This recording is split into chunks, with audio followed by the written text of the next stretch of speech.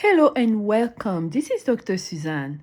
Today is Easter, Resurrection Sunday. And as I was reflecting on what Jesus did for us, I started asking a few questions. And I would like to go through the different steps of the importance of this event and understand what is the correlation between the victory of Christ and Leviathan in our lives. What is the correlation between all that is happening at Easter, the blood, the cross, the resurrection, and our restoration as sinners who fell with Adam and Eve? Easter Day, Sunday, today, represents the resurrection of Christ. This saga started on Thursday, the Holy Week, when there was the washing of the feet, the supper, then the arrest, the torture, the crucifixion, the taking to the tomb, and then finally coming to the tomb and discovering that it was empty. From creation or from any religion, no other God anywhere has ever resurrected from the dead. Meaning that the Spirit, which is part of the Trinity, is the most powerful spirit in the whole universe. Therefore, if you're a spiritual person, you better pair with the Holy Spirit, because this is where your power resides, okay?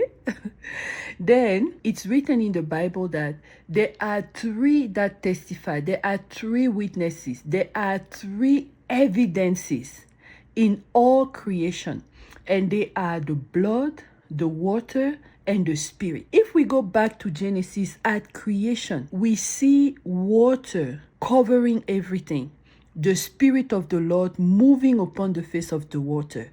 But we also learn that the Lamb of God was slain before the foundation of the world.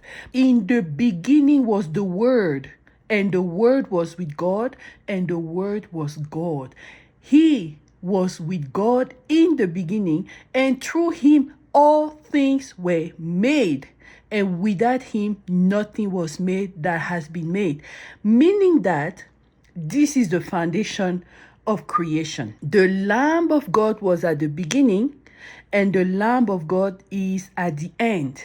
Revelation 5. We're going to go into that later. He created all souls on day 6. All the souls that were created had the DNA and the blood of Christ in order to even exist. And when God created us in Genesis 1, 26, 27, 28, he released a sevenfold mandate, a sevenfold blessing. We were given all spiritual blessings in heavenly places. That's what it is. So he is given 7 spiritual gifts that are crowned, that the man doesn't see. Satan, seeing that, comes to trick the woman. And when they disobey, it's disobedience. The whole story of the fall of man is based on obedience versus disobedience. And because of the disobedience, the man fell, transferred his crown to the serpent. And we discover that in Revelation chapter 12. Your 7 crowns were transferred on the head of the dragon. And there appeared another wonder in heaven. And behold, a great red dragon having 7 heads and 10 horns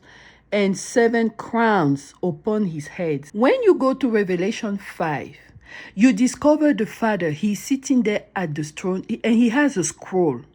And that scroll represents your life, the destiny he has planted in you before you were formed in your mother's womb. But that scroll is sealed. There are 7 seals on that scroll. That's why you come on earth and you just going, you go up, you go down, you don't know what you're supposed to do, you don't know, because your crowns have been taken and your scroll is sealed. How are we going to get it back from the head of Leviathan, from the head of this dragon, from its 7 heads? Right? So that is the fight. That is the reason why the enemy is after you. So you don't understand what's going on. So you don't know the importance of who Jesus is and what he did for you. This is the blueprint of how you get back your crown. And this is why Holy Week is so important. From Thursday through Sunday, you need to understand what Jesus Christ did for us.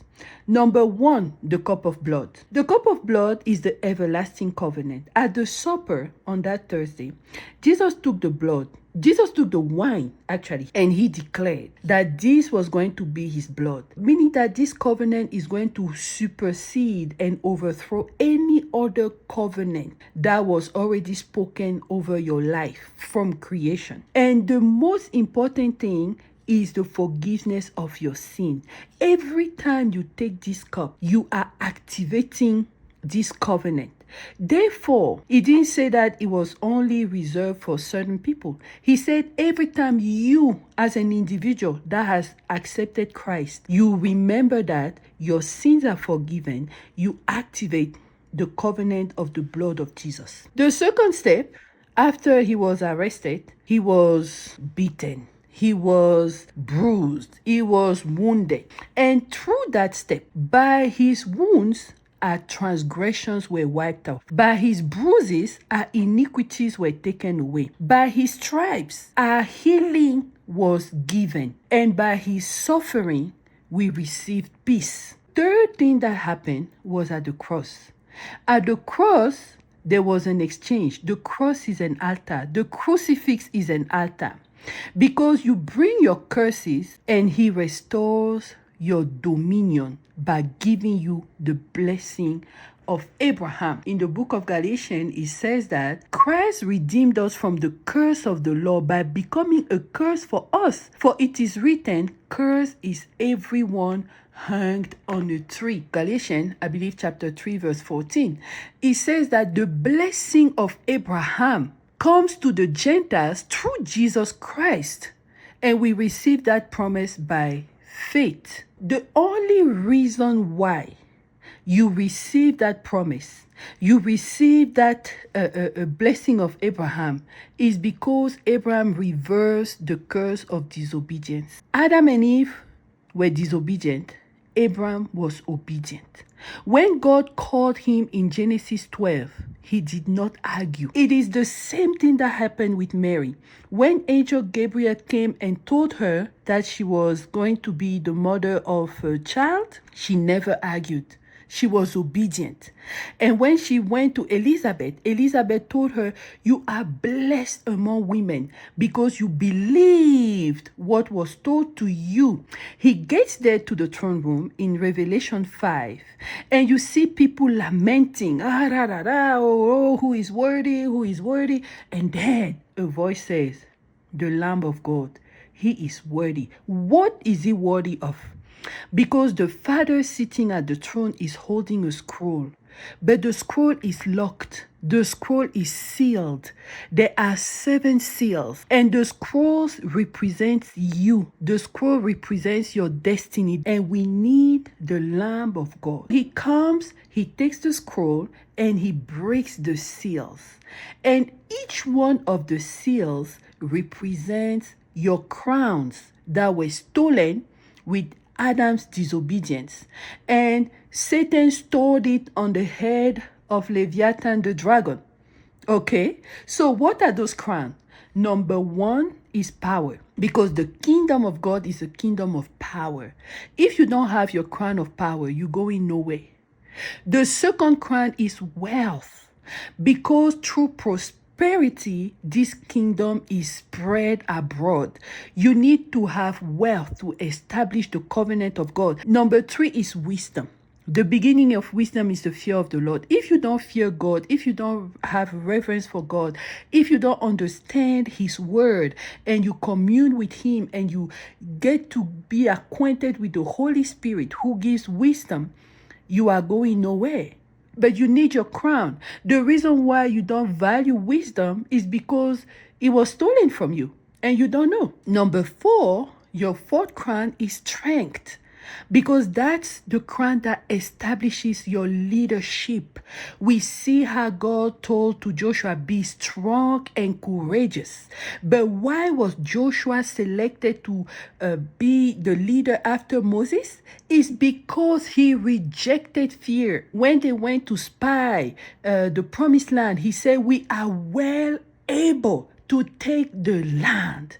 You need your crown of strength to take territory, to take back what the enemy has stolen from you, to stand on the place, your throne. You need strength. You need your crown of strength. And then the fifth crown is the crown of honor. That's why God said, honor your father, your mother, honor the elders, honor people. Don't use your mouth to gossip. Don't use your mouth to lie. Don't use your mouth to slander. You are taking your own crown away from your head when you do that. When you dishonor people, you are dishonoring your own crown.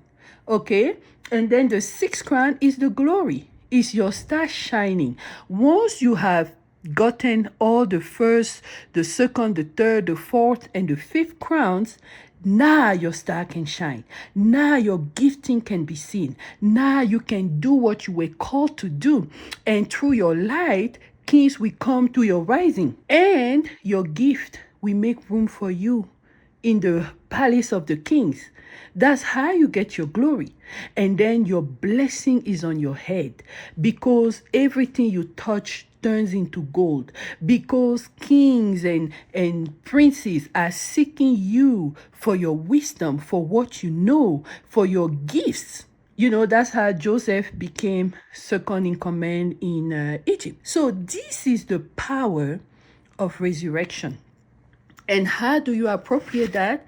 First, you have to receive Jesus as your Lord and Savior in order to get the benefit of the blood, the bruise, the stripes, the crucifix, and the resurrection. Okay, so now is prayer time. Lord Jesus, I repent of my sins. I now enter the covenant you made possible and available to me through your blood, and receive forgiveness of my sins. I stand before the altar of the cross to exchange the curse for the blessing, and I receive a sevenfold of the restoration of my dominion through the Lamb of God. I am a new creature in Christ Jesus and commit to renewing my mind with the Word of God. If you have done this, you have received Christ in your heart. You know, from now, get your Bible, learn about what God has done for you. Go online on YouTube. You have a phone. Just have the Bible 24/7 and listen to that. Even when you're sleeping, turn your Bible on. It will begin to shift your subconscious mind and ingrain the Word of God in your spirit, because the Word of the Lord is life and spirit. Okay? Thank you so much for listening. And in the next video, I'm going to do the prayer against Leviathan. Thank you so much. Bye.